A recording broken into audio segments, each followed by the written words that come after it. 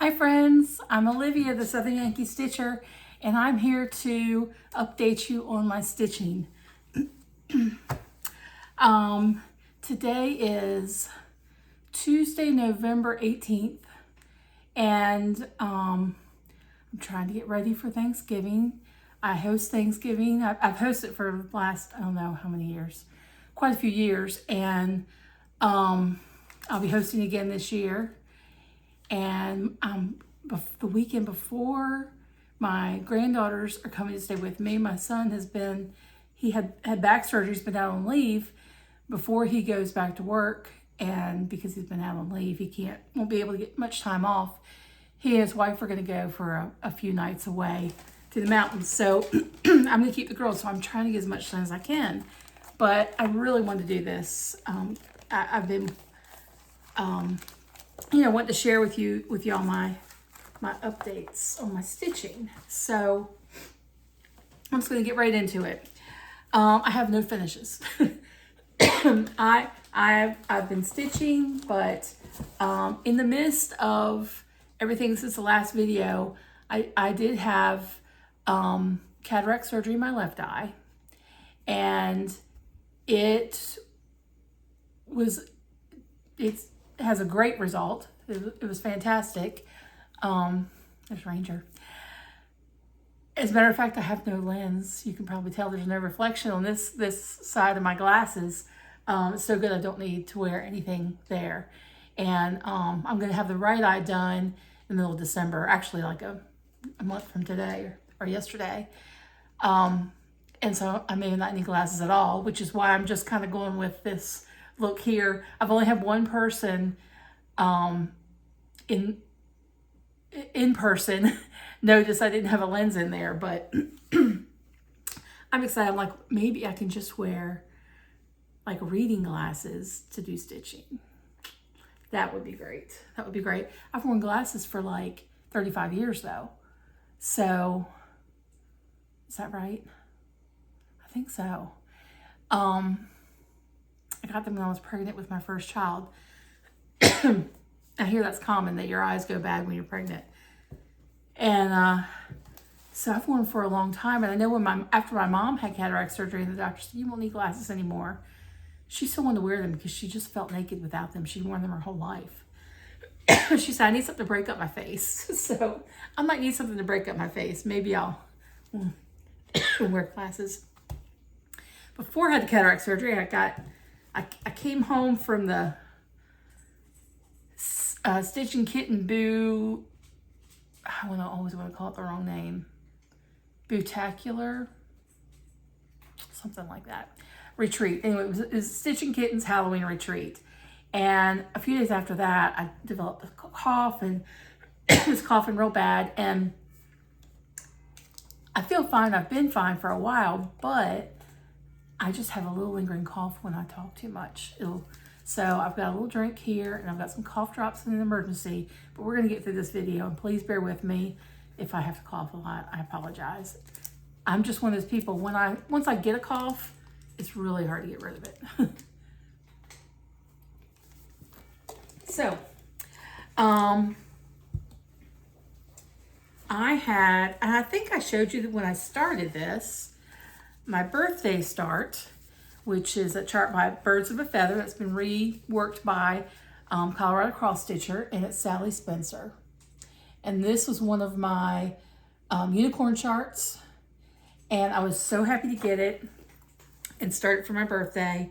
And I know I did show this to you because the light color, which is it's kind of ghosty here, that you can't even hardly tell where it is, wasn't showing up at all on mine. And I got some suggestions, and I actually just went in my DMC and I pulled some that were kind of real pale bluish grays, and then some kind of creamy colors, and did a little Flosstube while I was at the retreat and got some advice. And I ended up settling on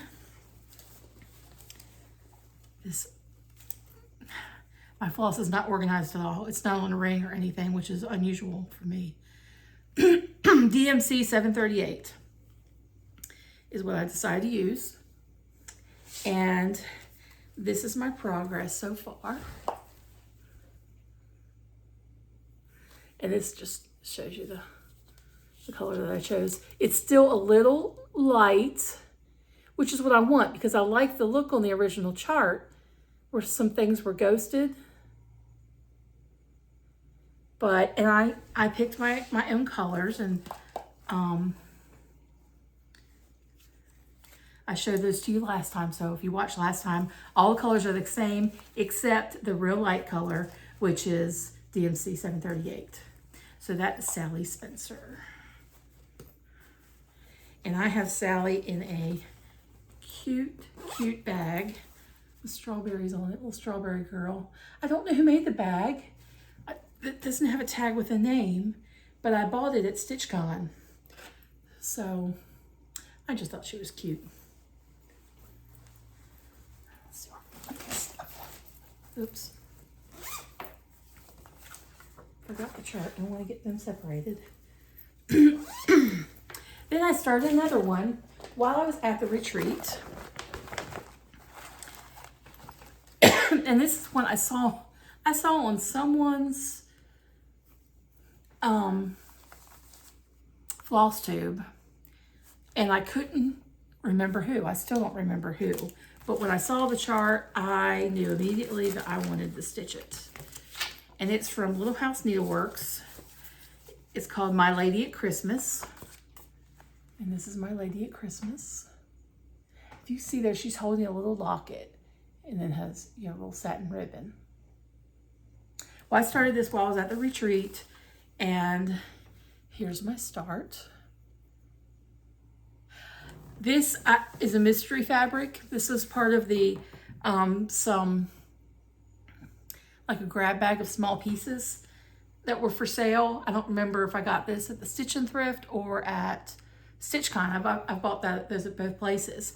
But I am using, I'm not sure everything's called for, so let me show you what I'm using.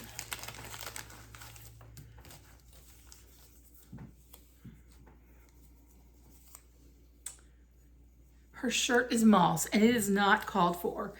The called for has a similar name to moss, but let's see.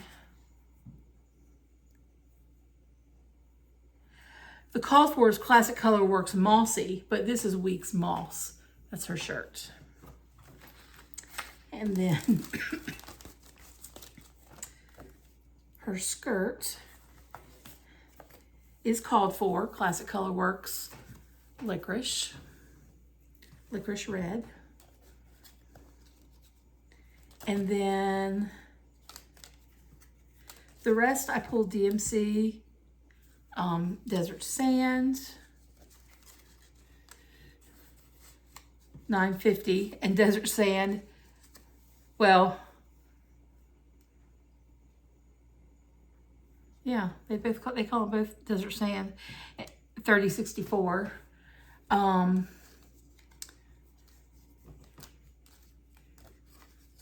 356, 3012, these are all DMC, 746 are all of the called for, plus 3371.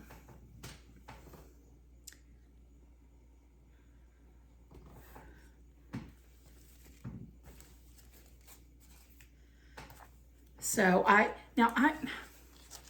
you know, when you see somebody do something and you're like, that's pretty smart. Why didn't I think to do that? I started out on the skirt, and this is just 1/2. And I really didn't know what count it was. And my friend Diana was sitting beside me, and she was trying to figure out the count of her fabric too.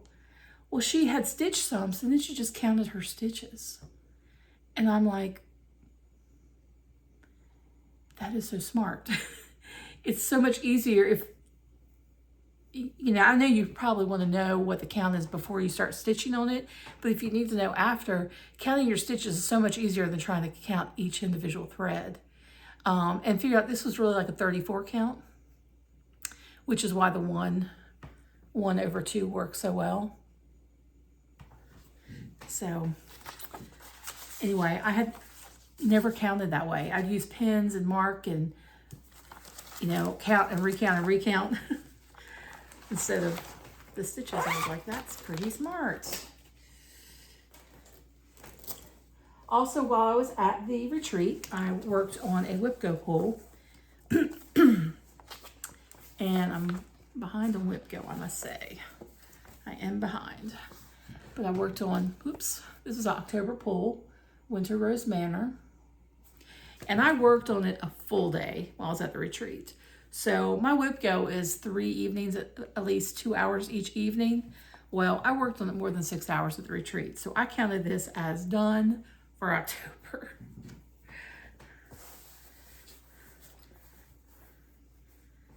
And I finished the top part of the house. I hadn't completed that. And then I did all the trees. And I think that's it. Because I just had like fill in and then the trees. The rest of this chart is, you know, it's still a good bit to it, but I've got the bulk of it done with that, getting that house done. That house is a beast. And I do have the whole border done. Well, no, I don't. No, I don't. I have 3 sides of the border done just so you can see the size. But I have to fill in some of the berries. So, there we go. And flowers I have to fill in. This was stitched on 36 count linen by Atomic Ranch Fabrics in the color Pampas Grass. And I used all the called for floss. I really want to get that done. A stitchy friend sent me that chart and I had been wanting that chart, and I don't know how they knew I wanted it, but they somehow did, and I want to get it done. You know, I've been working on ornaments for my family members, and they're all going to be Satsuma Street for my children and grandchildren. I started this one at home. Most of them I do at work. I keep on going all the time at work. In fact, I was working on the one, I don't remember the name of it, but it's a Christmas ball with a mouse laying in it. It's like Christmas nap or something. I don't remember. But I also was doing this snow angel, and I started it. Here's snow angel. These go really fast. You can almost stitch, like if I'm stitching a long day, I definitely will have one done. But I can get it in a couple nights probably. I do have some others that are done. I have one that needs beading, and then they all need to be fully finished. I'm going to talk to you about that, how my plan for fully finishing in a little bit. Then most of my stitching time in the last month has been on the gingerbread mice stocking. This is a stocking for my youngest granddaughter, Elizabeth. Yeah, I stitched them for all my immediate family members, children and grandchildren, and me and my husband. My hall's falling over here. Let me move this down. This is a chart by Kohler Designs or Cooler Designs, K-O-O-L-E-R. Let me tell you, it's a lot of confetti stitching. It's like, well, it's pretty much full coverage, this stocking. And all the color changes, it takes so long when you're not just filling in color. So it's taking me a long time. But I'm getting close to the end. I still have to do like some candy cane stripes up here. They go fast. One goes right across here, and then I have Elizabeth, and then another one. I'm waiting to do that after I pick the font, and I'm sure of what color I'm going to use and everything. None of it has been backstitched. So The details are going to pop when it's backstitched. It's a lot, but it's so cute. I know some of you don't like mice, and you know what, y'all? I stitched this and this. I've been working over here the last couple nights, and until I look at this in the camera, I knew that was a teacup or a bowl there, but in this teacup, you almost can't see the forest for the trees when you're working on it. It's just a bunch of colors. But looking at it here on the screen, it's like, I see the picture coming to life. So that has been a project, let me tell you. And, you know, I know some stitchers track the number of stitches they put in each night, the number of hours they spend on a piece. This is one. I kind of wish I'd stitched the time because I've put so many hours into this. And I picked it, but it's beautiful. But y'all, if you're gonna pick a cooler design, is what I've been told, you better be ready for it because you're gonna be doing a lot of stitching. Okay. All right, so now I have some haul.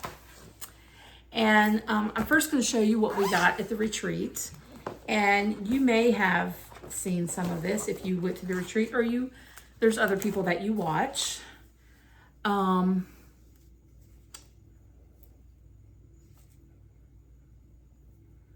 We got this DMC, it's E940.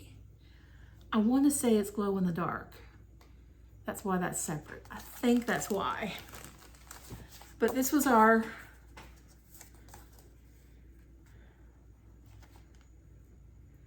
Bootacular Stitching Retreat is what it was called. But this was called Batastic Friends. And this was the chart that everyone got. And they kitted it up for you if you wanted the kit. And I went and got the kit with 32 count linen. We also, they came around and gave us lots of other charts.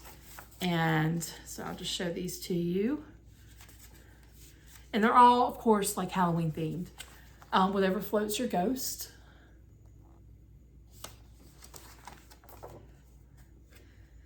Valeria's Lantern.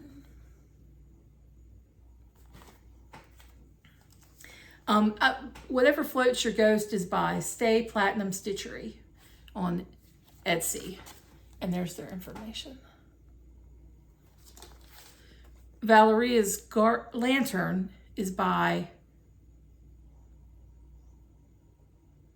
Quaternion Creations. There's their Etsy shop information. I like that lantern a lot. I just might do a little ornament. That's a lantern. I can even make it Christmassy. This is by Bad Stitch. It's called Candy Pop Bat. I met the girl that does these, Amanda, at StitchCon, and she gave me one of these. So this, I'm probably, I haven't had luck with giveaways, y'all.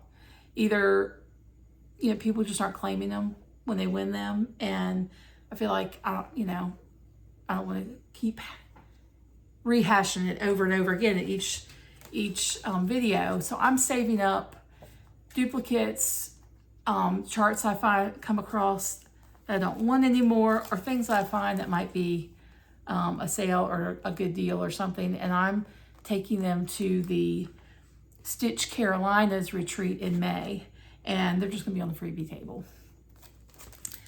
So here's another chart, Stitching Freedom by the Snowflower Diaries. I have to get rid of a cat.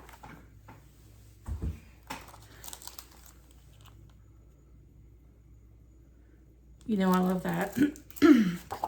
Being patriotic. Bristol-inspired drum, Mary E. Lomax.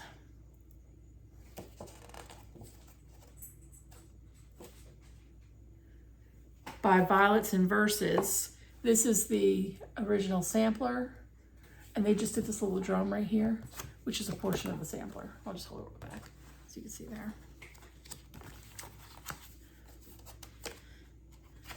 Got a project card from Hand to Heart. Those are very handy. Dirty Annie's Mr. and Mrs. Dracula. The Proper Stitcher, Boo You. I like that one too.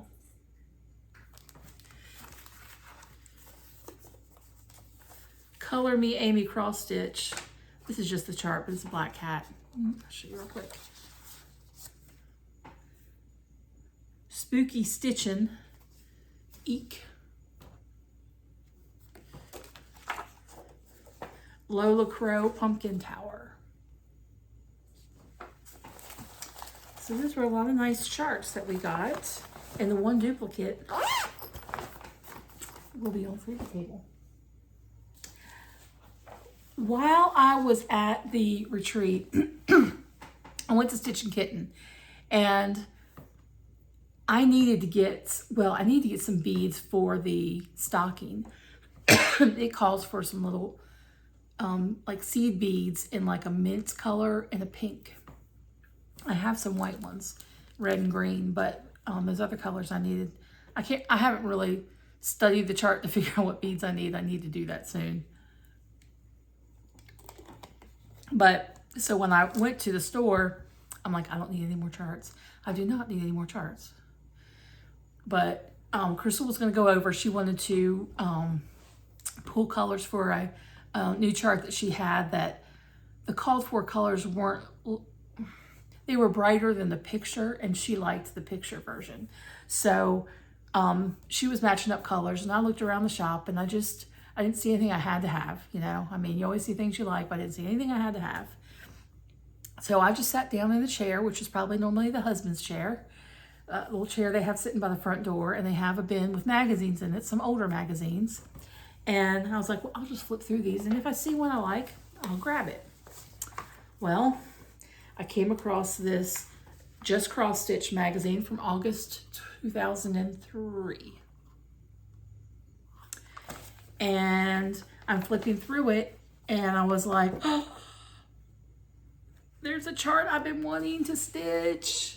Blackbird Designs. I didn't know it was in a magazine first. Many of you probably already knew that. So I was like, well, you know what? I think I need to get this up. So I did. And I started with a 32 count charcoal gray linen by Zweigart. This is the linen. And I was like, that looks really good. Really good. Don't you think it's a good match? And then I pulled whatever called for colors that they had there. And then I was like, there were some they didn't have that were very popular. One was like, well, I can almost tell you if I see it. I think they did not have Old Blue Paint, and they did not have Old Bricks by the Gentle Arts. These are all Gentle Arts. But I went ahead and pulled other colors that were there on hand. I think there's 1 Weeks and the rest are Gentle Arts, I believe. I think so. Those are the floss colors. I'm going to see if I have Old Brick. I haven't even looked yet. If I don't, then I'll order some online. Probably because I don't know when I will get to an LNS. And I think I may make this my New Year's Day start. Since we're kind of thinking patriotism with America 250 next year and all. I thought that would be a good one to start with. I'm so sorry. Just a moment.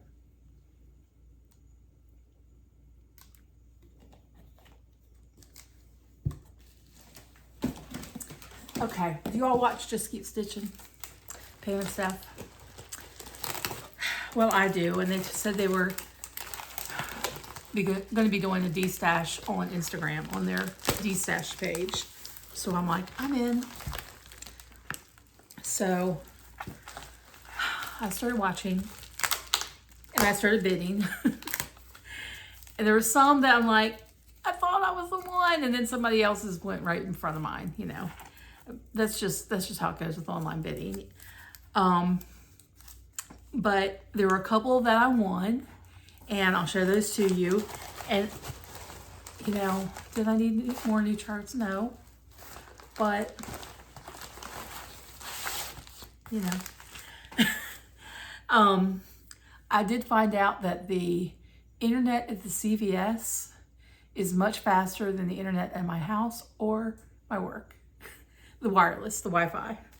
Because when I was in line at the pharmacy, I was bidding and winning. So I'm gonna have to keep that in mind. There's some charts that I've been wanting. Some are older, some are fairly recent. And this one is The Light of Winter by Brenda Gervais of With Thy Needle and Thread.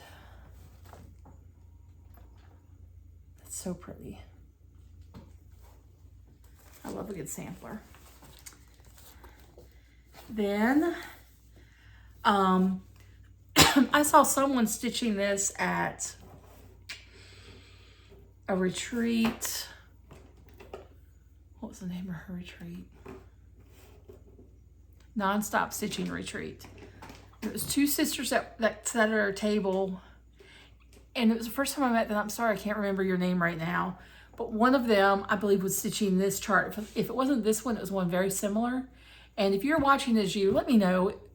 Tell me your name, because I can see your face. I can see your sister's face. I know your stories. I know about your kids, but I can't think of your names right now. Ooh.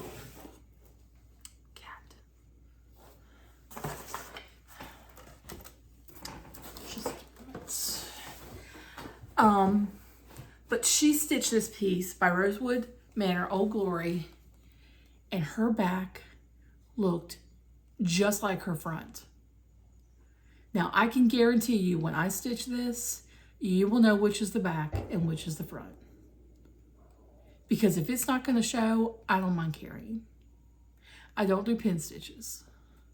So, but she was an awesome stitcher, and she about had this done. I'm pretty sure it was this one. If it wasn't this one, it's another one with a bunch of flags almost like this. But so pretty. She made me want it. This is a Prairie Schooler. Sunshine and Shadow. And you know, I just feel like that's kind of timeless. I know it's older. This one was printed in '85. I was a junior in high school. But I just love it, and I might update the colors a little bit. I don't know, it's very, you know, the fall colors would be really pretty out in the fall. So maybe I'll leave it. I don't know. I kind of hate to mess with Prairie Schooler, don't you?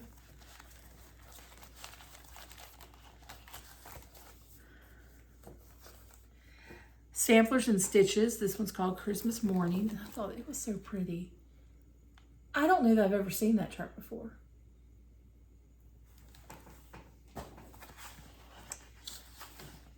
So those were the four that I won from Pam and Steph when they did their D-Stash. And just thank you for sharing those with us. It was fun. I was not worried that I was having to wait too long in the line at CVS to get my prescription. Let me get what fell. Okay. Last Friday, boy, he's having a field day. Hold on, let me look. Oh, no, I had some more haul. Y'all, I've seen several people that they've done some YouTube videos and they are invaded by ladybugs. We are no stranger to that. Ladybugs are everywhere this time of year. When I first moved to South Carolina back in '98, I came home one day from work, and one whole side of our house, it was white. Well, it was really a very light gray house. It was kind of in a field, but it had some big trees around it, big oak trees. One whole side was almost covered entirely by ladybugs. I was like, what is happening? And someone told me that the Clemson Extension Office released them because they are, you know, good natural predators for aphids and different things around. Well, I'm not sure that that's true. Well, the natural predators part is true, yes. But I don't think it's true that Clemson Extension released them unless they do something like this all over the country, because the people I was watching on YouTube were in Alabama, and they also had the ladybugs everywhere. So they're a like thrift store, antique decorating kind of channel called oh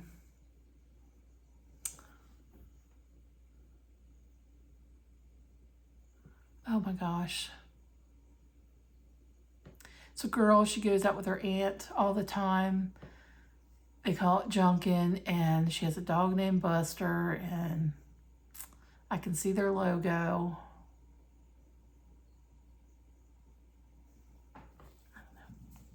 I'll try and put it in the comments, but I don't remember. But anyway, they had ladybugs all over their house too. So, and we also have had wasps. So many. And we don't know. We're trying to watch the door to see if they're like on the door and they're getting in, because they're inside the house. And we're just sucking them up with a vacuum. Left and right. Ladybugs and wasps. Anyway. I got my Floss Club flosses from Gyron Stitchery. I'm in the Weeks Dye Works Floss Club. And got some pretty ones. Shoot, I'll put them right down here. Azaleas. Baby's Breath. Aztec Red.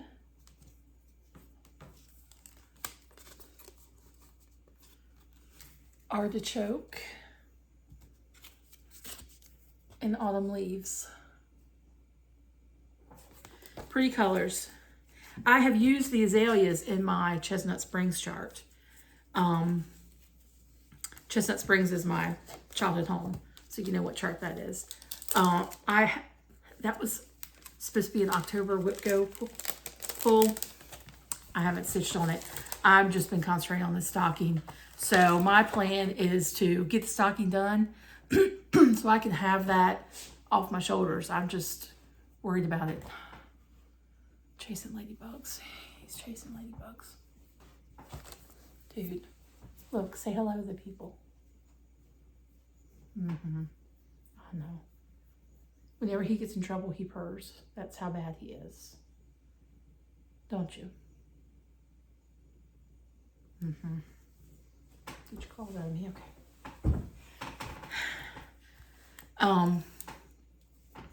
I'm just gonna work on that. Get that done, the stocking done, and then while I'm off, you know, I have off about 3 weeks for Christmas, and I will work on other things then. Get caught up on the whip go, and I know Chestnut Springs is supposed to be pulled another time, because I'll be putting a lot of time into that chart, and I can't remember what, well, I have it right here.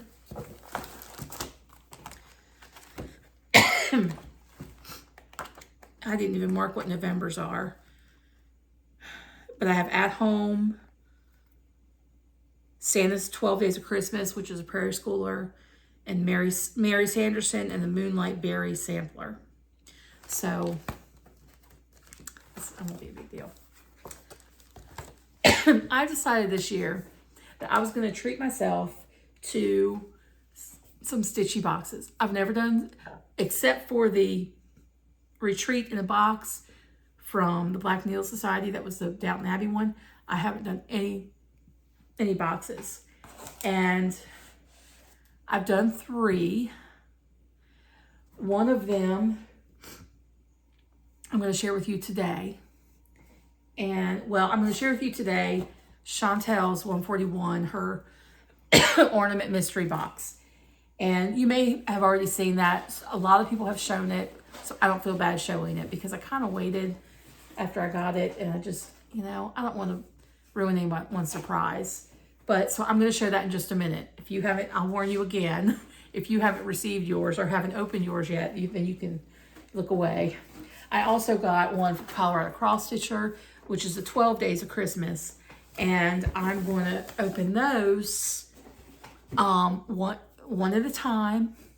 My plan for December is to try and do a Flossmas style daily video. I'm not sure. I almost don't even want to say daily because I'm afraid that I won't get it done every day. But I'm going to try and do it as much as I can. Just real quick videos. Record them, get them on, boom, boom, boom. And show you what I'm getting. I have another 25 Days of Christmas box coming. And so I'll be showing you those things. I'm excited about those because I do Advents for my children. And this year I'm doing it for the 4 oldest grandchildren. The other's baby, and I'm just, you know, not doing that. But I'm doing it for everybody because I think it's fun. Be able to open one little thing every day. Now I've had the first year I curated one myself for my kids, and it was pretty good. The next year I did, and it wasn't as good because it's kind of hard to find little things that won't break the bank that you have to do, you know, I have to do 4 of them every day for 25 days. So it's 100 things I have to buy. So then last year I did one that was a Gilmore Girls theme for my daughters and daughter-in-law, and they all 3 of them love Gilmore Girls, but it had some cheap stuff in there. They didn't even quite know what it was. Like, here's this round cardboard thing with something about Gilmore Girls on it. What's it supposed to be? Is it like a coaster? It's cardboard. You know, it was not a good one. So, anyway, because everybody else does Advents, I thought I'm going to do one for myself. So I have a couple that I'm going to do for myself, and I'm not sure what, for the 12 Days of Christmas, I'm not sure what 12 days to do. If I want to do December 1st through 12th, or if I want to do like the 12 days leading up to Christmas, right before Christmas.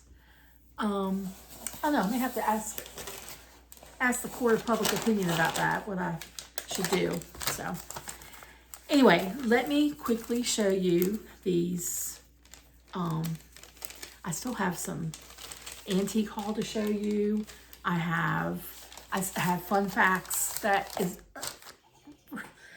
revolves around a purchase. So hang on, don't go anywhere yet. All right, so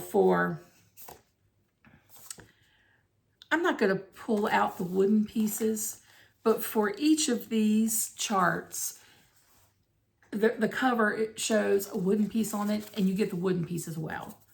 They are not painted, but anyway.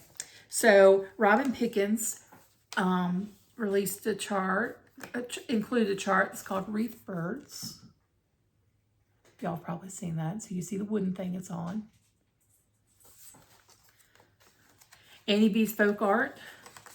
This is really pretty. Feathers and Frost.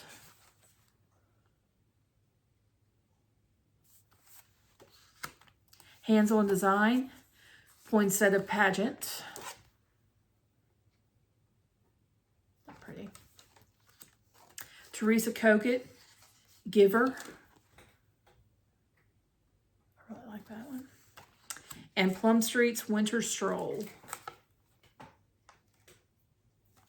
And so all those were in the box that you got. And I don't know, maybe I will show you these wooden pieces just real quick in case anyone's not familiar with them.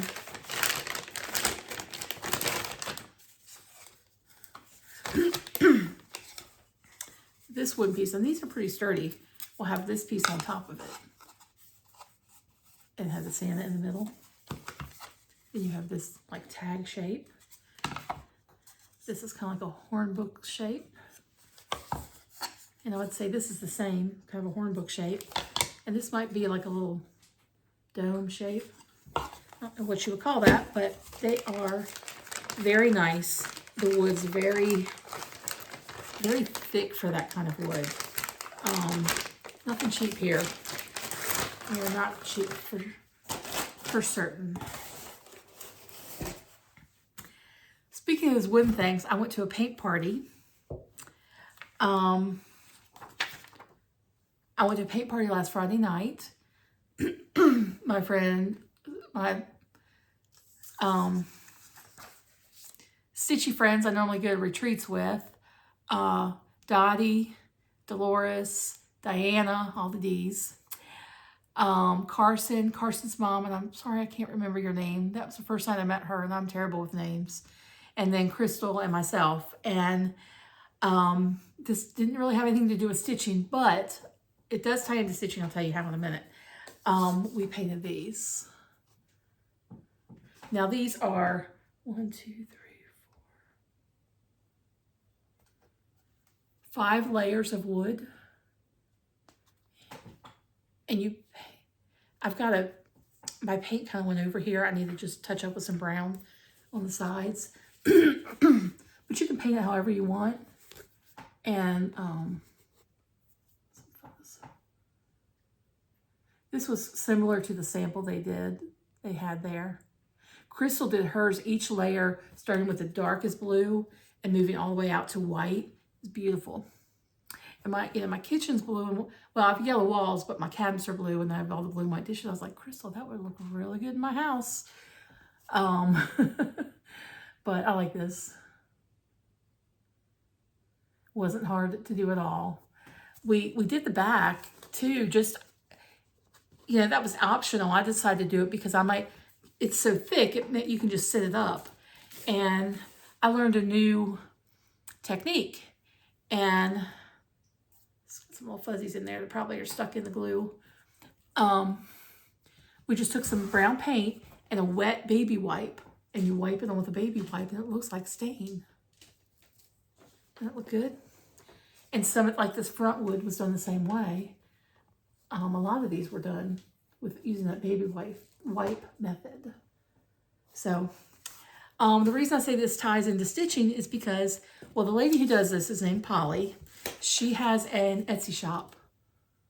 That's the name of her Etsy shop. Polly's Designs and Gifts. Polly also does wooden pieces that you can mount your stitching on, kind of like Chantel's.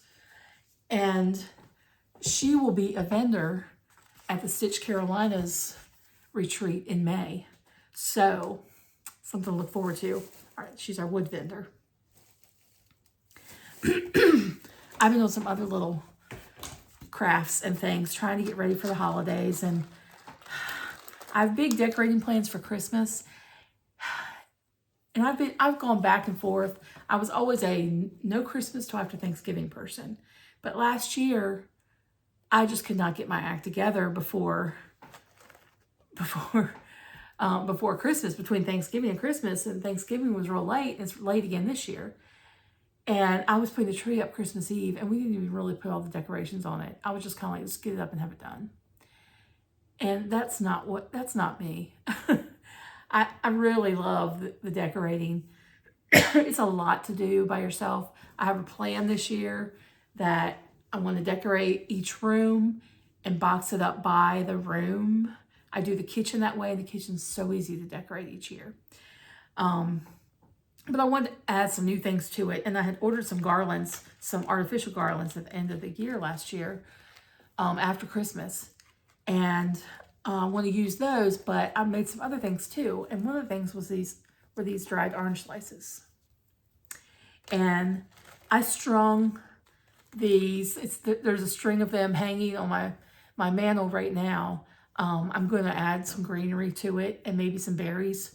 But I strung those with my granddaughters, my two oldest granddaughters, Catherine and Renee. And I had them sitting right here in the middle of the kitchen table, on the table. And I was in front of them, kind of like I'm in front of you right now. And I had a giant needle about this long. And so it wasn't real sharp, you know. I mean, it was pointy, but not real sharp. And I tell them how to poke it through, and they would poke it through and pull it. And Renee, she'd be 2 in January.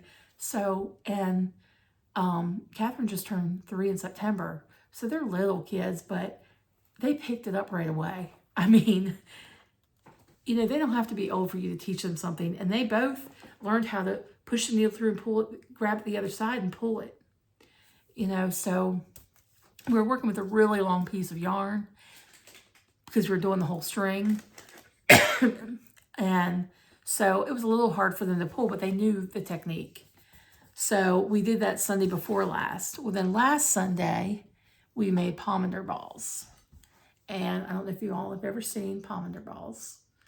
I'm sure you have. They're oranges, and you just put cloves in them. Now, you can dry them. Here's the needle that I used to string the oranges. And I also use it to poke the holes in these oranges. What happened is after I made these oranges, I had some left. Well, I went to eat one, and they weren't good. If you ever gotten an orange, it's just not sweet, and it's not really juicy. And so I'm like, okay, we're making pomander balls out of these. And so we did. We did a smiley face, and he's got lots of hair. And all kinds of different designs. They smell so good. Now, if you read about how to dry them to save them, they say put them in a bag with more cloves and cinnamon, and it'll kind of absorb it and it will dry. But let me tell you, you don't have to do all that. You can just, he wants to get in that tiny Chantel box, whatever I want to squeeze in. They'll dry on their own. I have some here that I had in I call it my decorating closet. Let me reach one. All the starter things say are ugly and gross looking. I probably did these 5 years ago. And they're kind of brown now. And they're like hollow. And they're light as a feather.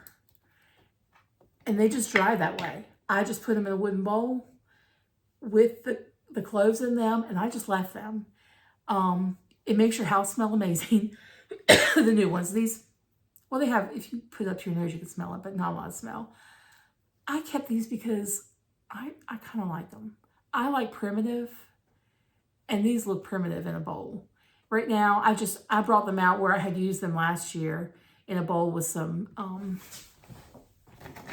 unshelled pecans, whatever you like to call them. I've had these for probably 15 years. And I've used them around candles. I've used them in so many arrangements, and they just stay in my closet. I mean, they're not good anymore, of course.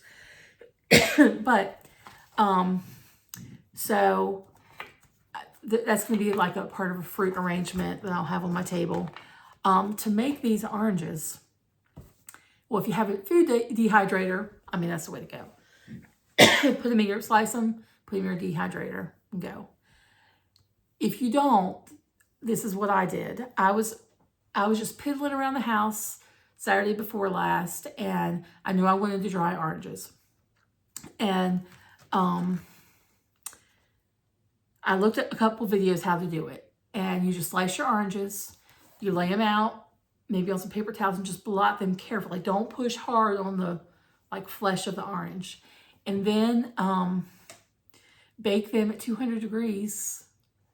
On the baking sheet, I put them on parchment paper, and every hour and a half, flip them and leave them in there for 8 to 9 hours. Mine, the meat or the flesh or whatever you want to call it of the orange were still a little sticky after some of the thicker pieces after 9 hours. Some of them came out around 8 hours. but they dried as they sat here. I just had them in a basket, is what we worked out of. I still have some that I'm going to maybe do some ornaments, string some more. Those are going to go up with Thanksgiving and stay through Christmas is my plan for those. But those are some neat little crafts that are kind of old-timey things. And after I got it all strung and hung it up, my son said, I think I saw those at Food Lion for $9.99. I said, you did not? And hush your mouth if you did. And a lady at work said, well, why would you want to go to all that trouble, 9 hours? I said, well, I was just doing stuff around the house. I just set a timer and, go flip them every hour and a half or so. And I said, it's just kind of like old-timey things that, like, you don't have to, I could probably go on Amazon and buy those, but I don't know. I just liked being able to do it myself. And I loved stringing them with my granddaughters. That was fun. Okay. I gotta hurry up. This is supposed to be a short video. I'm losing time here. I bought a few things, like secondhand things. And one of them is this frame. I saw this frame in the thrift store and it's dirty. I haven't washed it. There's dirt all over the glass. I haven't washed it at all. There were actually 2 of them. They're supposed to, go this way. The detail on the frame was really nice, I thought. And it's just a cheap thing. This is made in China. But one of them I could see, I could peel off the back and I could see that it has room for me to put stitching in there. And that's kind of a shape you see. I seem to see a lot in stitching. And so I picked it up. They're just a few dollars for each of them. I had a friend who is cleaning out her parents' things. Her parents both passed away, and it's hard to clean those things out. They're having to empty a house. And another friend was giving her some advice about it and saying, if you're going to list things online, group them like in a bundle together, like things together. Say this is the price.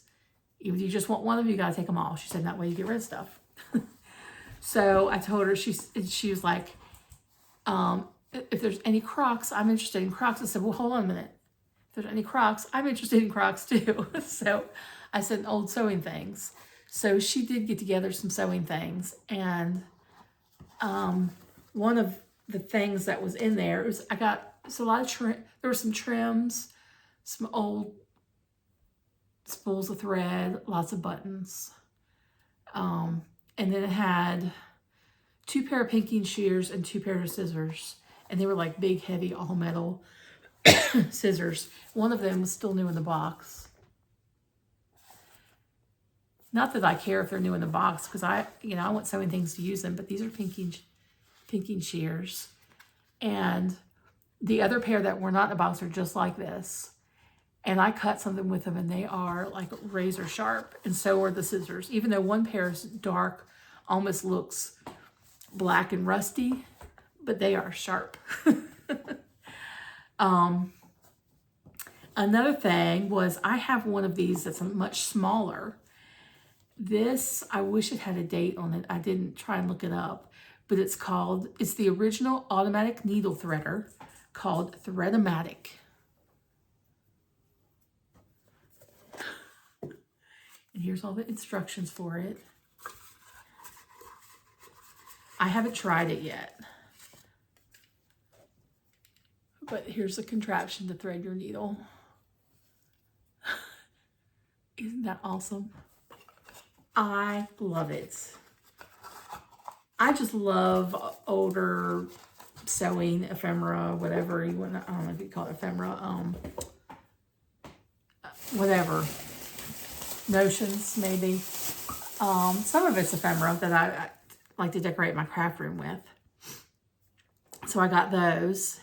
And then I had a meeting at church last night, and I decided I didn't want to come home, because I knew if I came home, I'd have to turn around back in an hour and go back across town, which is another like 20, 25 minutes. And that would just kind of make me mad to have to do that. So I decided to go shopping to fill the time. And it was like an antique mall. And I found this little stocking. And I don't know that it's handmade. It may have been mass produced, but I thought it was super cute.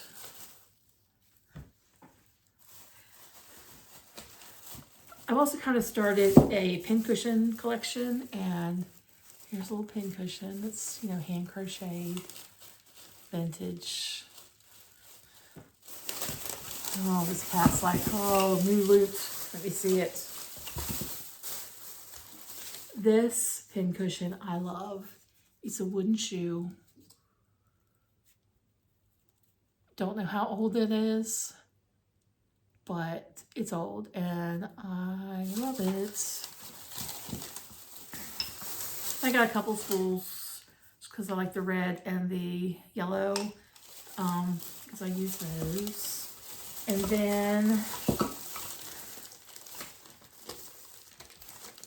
I just got some wooden spools. They were just a couple dollars. And I did get one Christmas ornament, which I thought was cool looking. And this might not even hang on the tree. It might hang like on a cabinet door, like a knob or something. Okay. Oh, and I did get this little, I collect tins. This little spice tin. I've never seen that brand or those colors, and it just looked kind of Christmassy to me. I loved it. If you see, like, it's hard to show you. Oop, oop, oop, oop. That's not a good thing. On top of my cabinet, I have old tins. Now I gotta keep it back in the tripod. That was not smart, Olivia. Okay. All right, the last one thing I want to show you, and this is where I'm going to tie in our fun fact of the video. I got this chart from Stitchy Box. It's called the Beatrix Potter Quaker Sampler. You may have seen other people have it. This is a picture of the sampler that hangs in Beatrix Potter's home in the Lake District in England. She didn't stitch it, but it must have been gifted to her because it was hanging there. I fell in love with Beatrix Potter several years back. I'm trying to find everything I'm gonna need to show you. Back in 2011, I took the Master Gardener course over, I don't know, 9 weeks or something like that, and became a Master Gardener. And so everything I did, I wasn't stitching yet at that time. Everything I did was garden for like the next 8 years until I hurt my back. And then I couldn't do it. But when I was still all in about gardening, I would go to this symposium in Greenville, which is about an hour from me in South Carolina still. And they would have like a keynote speaker, and it might be the head gardener from this big garden in England, or this botanical whatever in Philadelphia. I mean, they were like, maybe they would be the head gardener of Biltmore. You know, it was big time gardening people. And so everyone, it would be hundreds of people. This symposium sold out like in 2 days. So you had to like be online and do it fast if you were going to go. Then they would have breakout sessions. And they had breakout sessions. And that year, I think I took one that was about growing backyard tomatoes, which I have not perfected.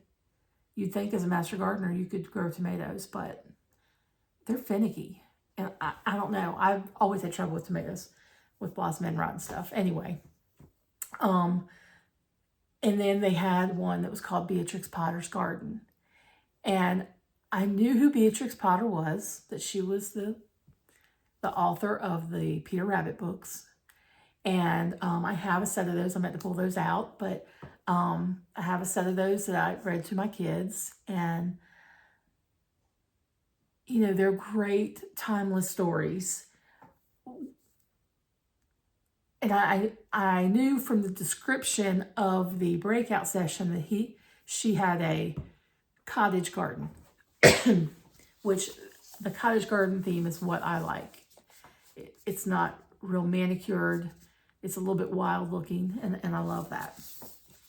So the lady who spoke in this session, her name was Marta McDowell, and she wrote a book about Beatrix Potter's. It's called Beatrix Potter's Gardening Life. And she taught me so much about Beatrix Potter that I was like, this lady was awesome. Why did I not know that this lady was so awesome? I don't think I really thought about the illustrations much, but she did all her own illustrating. And she, you can find out a lot about her life in this movie, Miss Potter. After going to this gardening symposium and learning about Beatrix Potter's garden, I came home and got on Amazon and ordered this DVD. It is very good.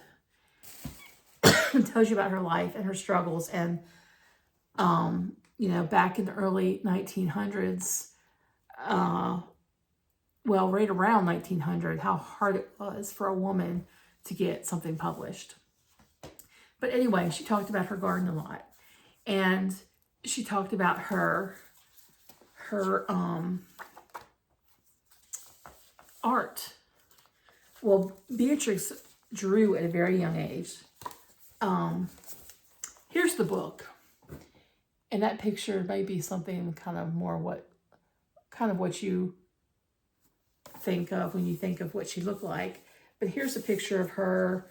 She's 10 years old here. Well, that's her brother with her. When Marta was giving this presentation, she had a PowerPoint, and she was showing picture after picture, and she was showing pictures of things that she drew, that Beatrix drew when she was like 7 and 8 years old. And they were these incredible botanicals. Here is one that she did. She would have been 12 years old, and these are rose hips done in watercolor. I mean, these are like Audubon quality. She was 12 there, but she showed some others where she was 7. And in her PowerPoint, they're not in this book, and they were just as good. It's incredible. And I won't tell you everything about her, but she was very particular, and she would keep doing something until she perfected it with her drawing.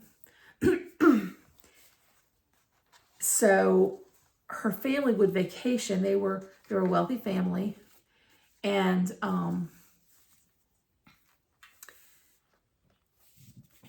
they were a wealthy family, and they lived in London, and they lived in an area of London, I don't remember what it was called, but it's like where these big houses are kind of in everybody's front porch faces a square in the middle. That's the big park. And that's the kind of area that they lived in these mansions in London. And then in the summers, they would go to the Lake District, to the country for the summer. And Beatrix loved going to the country because of all the wildlife, and she could run and play, and her mother would get mad because she got her dress muddy or whatever, but and she also drew. And a lot of those drawings that she did as a very young girl, you see in her books, because she did the same drawing. Here's one. I'm just going to cover that up. Here's one of flower pots and crates and things. And she liked to draw the most common things. Then, in her book, it's kind of the same scene, but then Peter Rabbit appears in it. She showed in her PowerPoint steps with a terracotta flower pot with a geranium in it. Well, in the book, you're going to see Mr. McGregor's foot in that. Here's another example of how early on she was just painting her surroundings, and it later appeared in her book. So her books were from her childhood, and it was amazing what she did. She didn't marry as early as her mother wanted her to. You know, they were people of society, and so there were certain expectations, and she didn't meet them. She went from publisher to publisher to publisher to try and get her book printed, and she wanted to be small in size, and she finally got it published in 1902 when she was 36 years old.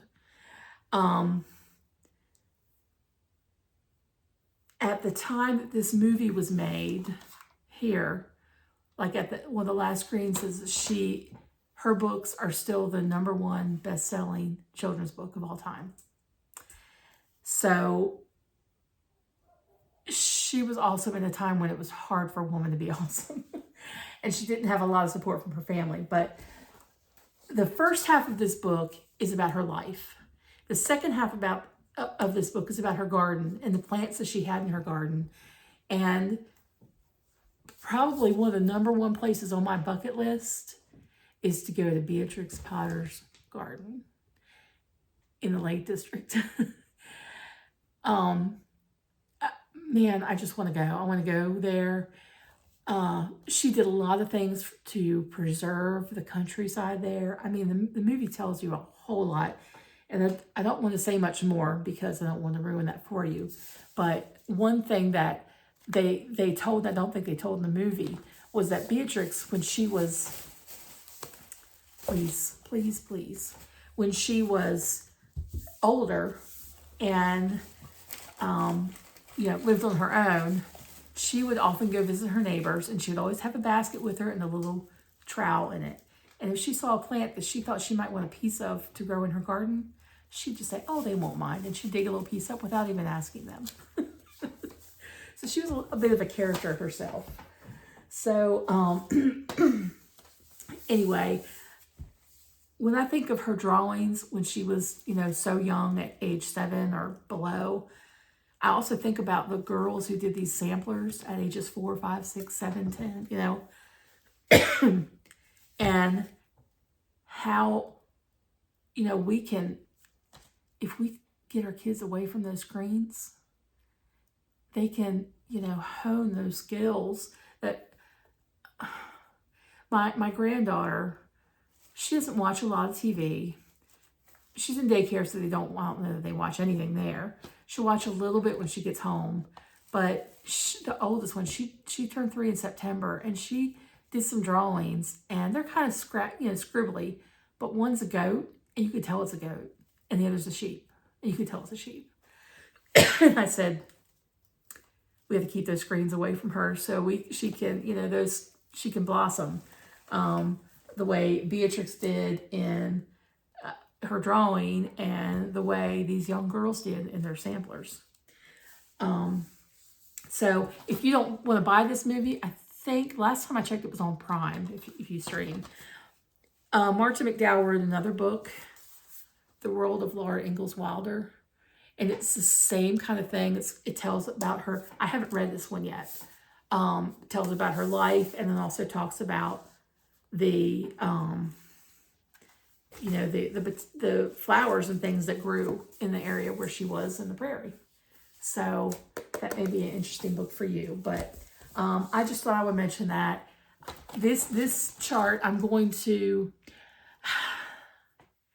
I should have taken this with me to the Stitching Kitten and tried to kit it up. It's all done in a gold. I'm not sure I want to do gold. So, I don't know. I'm still thinking about it. And this is not set for like an immediate start, even though I love Beatrix Potter. Okay. Well, y'all, I think that does it. I think I've showed you everything. Probably, my next video will probably be Flossmas, which means that would be December 1st. If I do things the way I'm planning to do them. So we will see. Fingers crossed that I can get my act together and we can do this. I have a lot of finishes I need to do and then show you my fully finishes. things I'll be gifting, and I'll be giving them soon. So I don't mind sharing them on here. I have the boxes I'll be opening to show you the stitchy stuff I've received. And anyway, plan to share some fun facts with you. And they may be fun facts about this. Today it was Beatrix Potter. Maybe there'll be another author. Maybe there'll be just some Christmas fun facts. But anyway, I'll be working on that until I film again. I'm sure there are things I forgot to say on here, but I hope you all have a great Thanksgiving and enjoy time with family and friends. And I will see you in December. Bye.